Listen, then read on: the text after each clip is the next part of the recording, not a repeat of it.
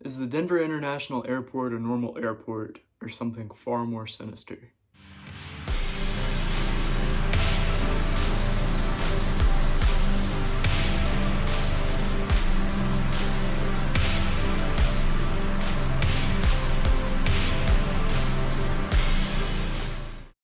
Have you ever flown through Denver, Colorado? If so, you probably know of some of the creepy stuff that goes on inside of that airport. From all of the hidden chambers as well as the mysterious artwork around the building, many people speculate the Denver International Airport to be a very sinister place. Our first conspiracy theory is that the airport itself was built by the New World Order. That theory began whenever the organization that built the airport was actually named New World Airlines. But upon further research, it was found out that New World Airlines does not exist. It doesn't help that the outside of the building is littered with strange markings that translate to elements of the periodic table. The next creepy fact is about Lucifer. If you don't know what Lucifer is the 32-foot tall horse that stands outside of the airport.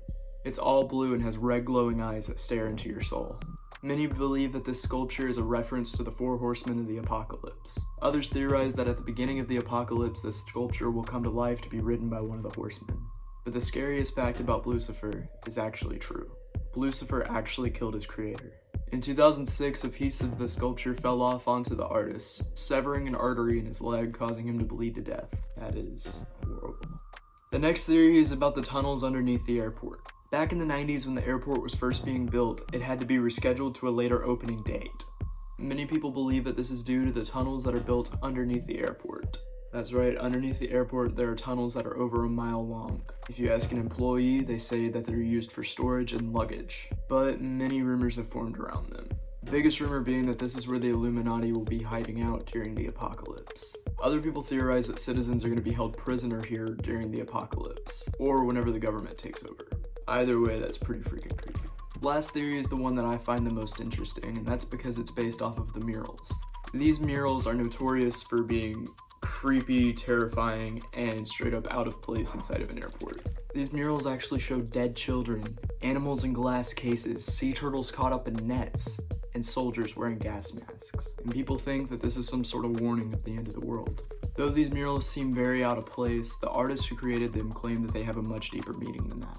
He claims the paintings to be a warning of what might come if the world doesn't unify, which is why it's called Children of the World Pray for Peace. The soldier actually represents war and famine, which is why the children are celebrating as the soldier is destroyed beneath them.